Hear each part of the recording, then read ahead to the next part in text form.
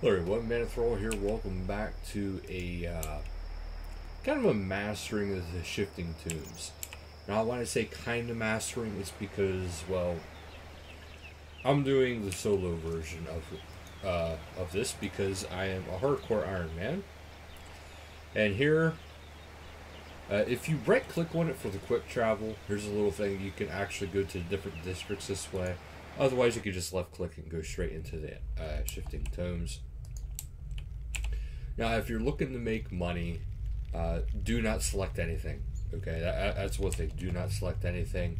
Also, you'll be able to get into one faster if you are doing this solo. Now, there is some things I found out, and also, okay, if you use Surge right away, you'll actually be able to move a little bit. Okay, so now your main target is going to be your stuff that is in wherever your minigame display is. So your overall goal is you want to be able to watch your mini-map. You actually don't want to break urns unless you're not going back that way at all. It'll also be helpful if, as you're doing the shifting tome, is you're approaching the sarcophagus, you'll want to pay attention to the energy that is flowing out of it, unlike what I just did. So this way you have to spend less time going through. And you want to try to kind of look ahead if you can. See, you don't want to break all these jars because you want to be able to save any of the jars you can. Because otherwise you'll have that energy build up, and if you come across any stones, crystallized, crystallized corruption, it'll actually help you break through all that chrysalis a lot faster. So I'm probably going to do 1 to 2 of these just to show you guys a little bit. Hopefully I'll get something cool out of it. Yesterday when I was doing this, I actually got one of the new weapons, which I'll show you guys after this. Now, my guy can't actually wield it, so I can only show you very little. And how I got the weapon was through these chests. So it is actually something to be mindful of, and it looks like I actually did go the right way. So you kind of want to try to look as far ahead as you can. This way you can actually at least attempt to plan your route ahead. This way you don't have to, go through, and here it ends up being your very last, or your exit is, where you're heading to first. You don't want to do that if you can actually avoid it. So actually having a big mini-map will help you. If you are in a group, it can help you, but it can also hinder you. So keep that in mind, because depending on how your group goes, because I would imagine these dungeons are a lot bigger with more people. Now, so far, I have not gotten enough corruption. Okay, see, once you feel the surge of power take over you, you'll have the dark blue following you. And once that blue is following you, whenever it gets time for these, now it looks like it's not going to be a big deal here, but you'll do like a key blast, and if you've seen that energy float out past him, that is because what was going on there was he was actually blasting through. Oh, what a fine time to get lag. Okay, here's a good example right up here. This is why you don't want to waste those urns at all. I mean, yeah, you want to try to get them, but not at the expense of you failing the dungeon because you kind of went too far. Because now I'm not going to be able to complete my dungeon because I still need to get 2 sarcophagi, and it's going to take me too long to get to either of those. And if you try to actually go through... Yeah, I'm just going to go ahead and exit here. If you end up staying past your 5 minutes, you automatically get teleported out. But at the end here, you'll see you get loot. And I actually got over 3,000 XP for construction. I got some for crafting. Well, not crafting, but prayer. And also I got a good chunk of reputation. So you actually don't want to be in here too long. Okay, yeah, you always want to have a surge on the ready here.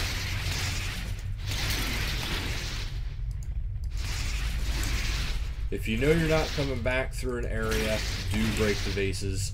If you are coming back through an area, don't break the vases. That's as simple as I can actually put it. I found my exit already. It's right there in that corner, so that is good news for me. Hopefully you guys don't have to do one of these kind of rooms where, I would say room, but one of these patterns, because this going back and forth actually will eat up a lot of your time. So now I'm heading back, and look, I have these vases to break. And since I won't be coming back this way, it would actually be ideal for me just to keep breaking them all, because I won't be coming back. And the more vases you get, kind of the better, because that's how you get all your gold, your XP. Just try to be good at clicking, unlike me.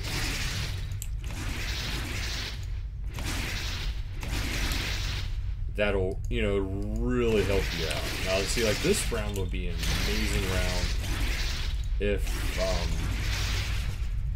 I was doing this for gold.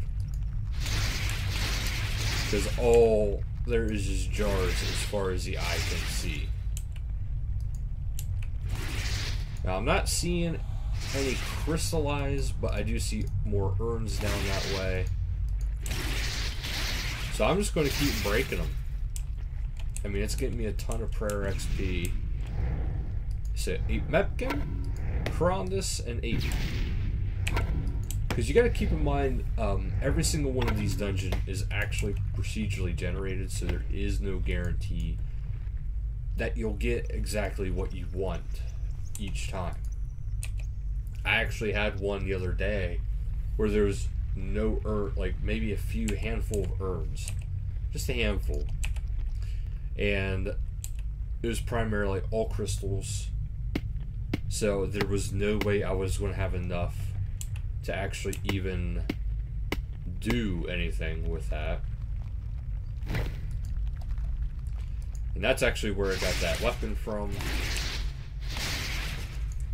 I can't say for sure if this is actually helpful in terms of,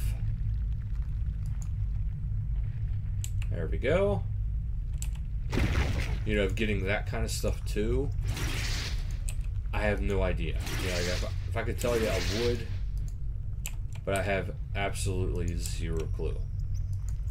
Now, because I have such a lot of time left here, it's actually worth it if you want to do this and just keep mining. Because I know where my exit is. I'm right near my exit. You know, just go ahead and get yourself as much XP as you possibly can. This stuff, no matter what you do and how you have your XP set up, you'll always get mining XP. And I don't know if you can actually get anything special or not, other than just good mining XP from these. And from what I've noticed, the larger the crystallized form, the more XP you actually get. Could be my imagination, but it just seems to be that way. It could also just be the different colors are worth more and some are worth less.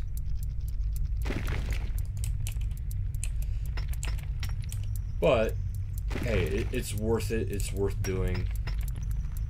Especially when you have the extra time.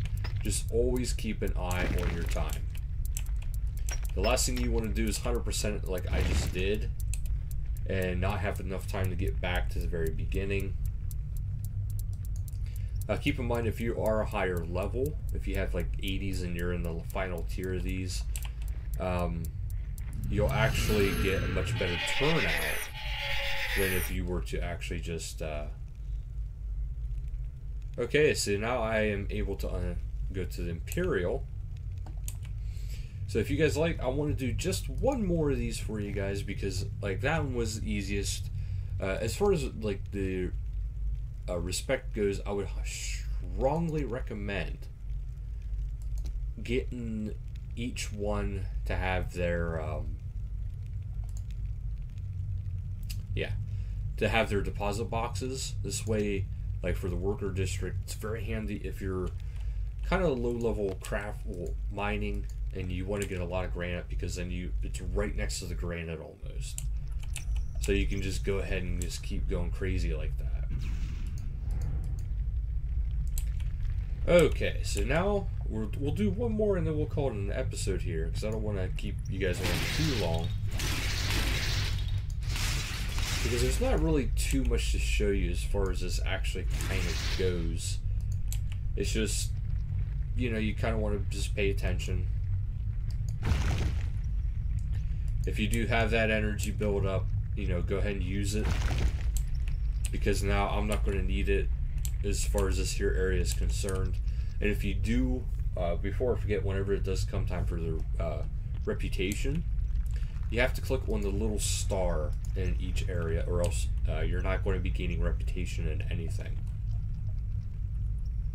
So that is something that's actually very noteworthy. Okay, so here. There we go. Now I want to head back. You could probably get stuff from the sarcophagi as well. Going this way, I'm not entirely sure. You know, if I could tell you for 100% fact or not, I would, but I can't. Because I don't know for 100% fact, and I don't want to lie to you guys. Okay, so I can see in the distance over here's another sarcophagus. There's another sarcophagus this way.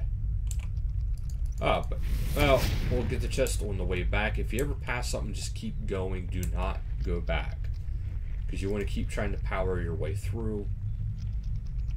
The more you power your way through, the better. Because, well... This is a mini game that time is definitely of the essence, and you need to be quick. If you're not quick, you're not going to 100%, you're not going to get your full reward. And also, I should mention, if you 100%, you get a full reward. And if those who have been around for long enough, you'll recognize stuff like the mysterious old man, when it was a kind of like an anti-bot buster, if you will. And it's kind of like that. So the better the time you do, and if you 100% it, the better the reward you're going to get. So you want to get it done as fast as you can and as complete as you can.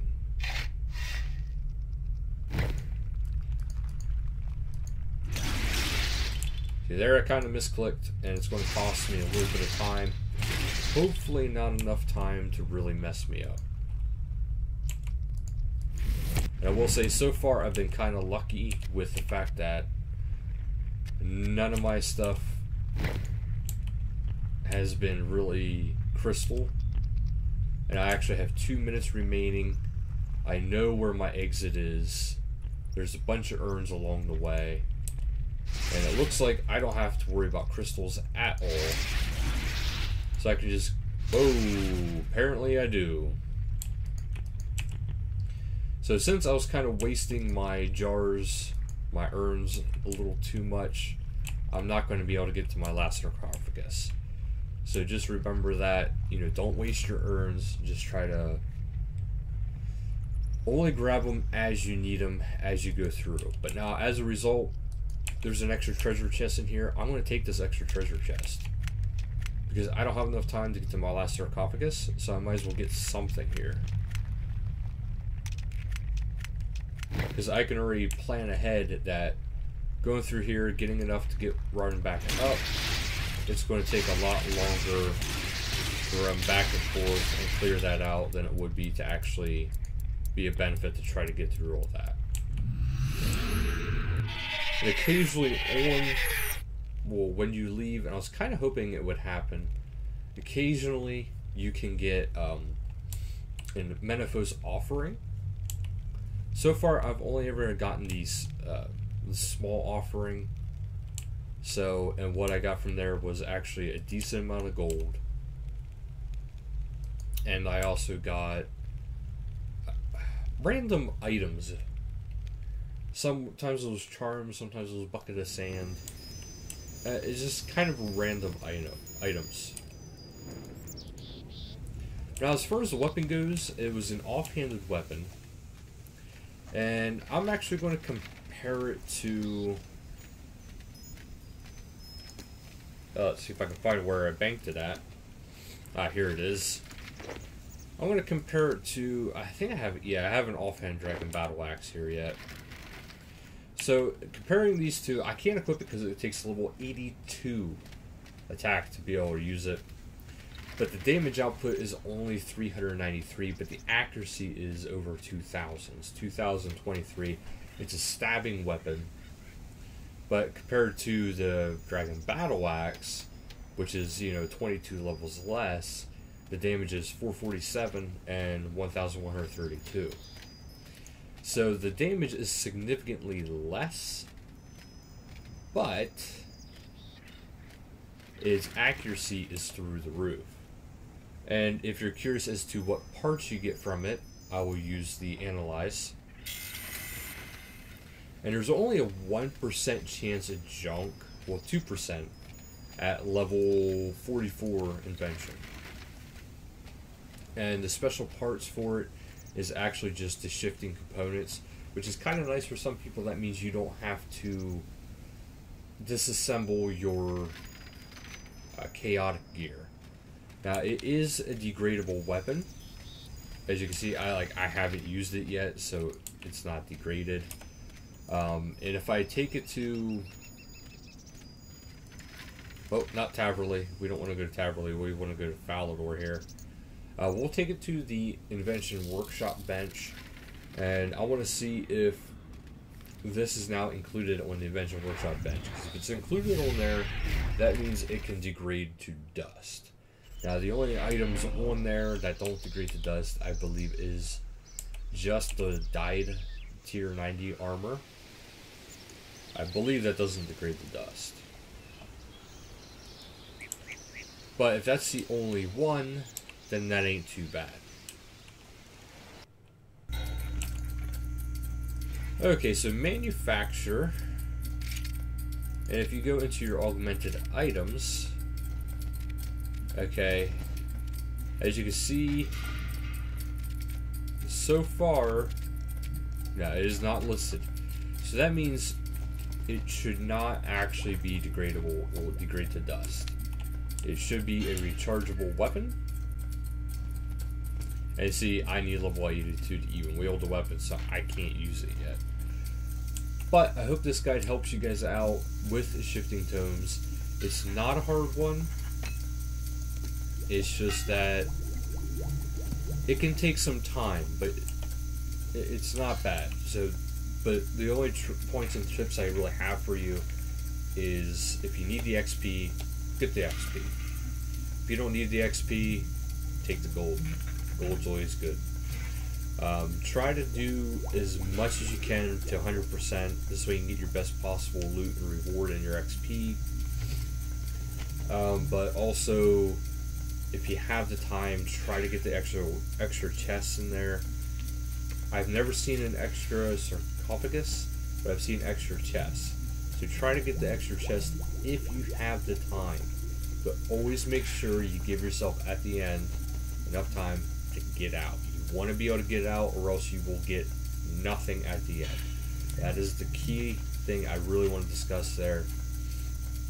Is you can have 100%ed and you go to leave and you don't have enough time to get back and it hits 0, you get teleported out, you get none of that reputation and you get none of your reward. At least that has been my experience. If it's not been your experience, you know, by all means let me know, and then I can look into it more thoroughly and update the video. But that'll do it for this video, so thank you guys so much for watching. Until next time, later guys.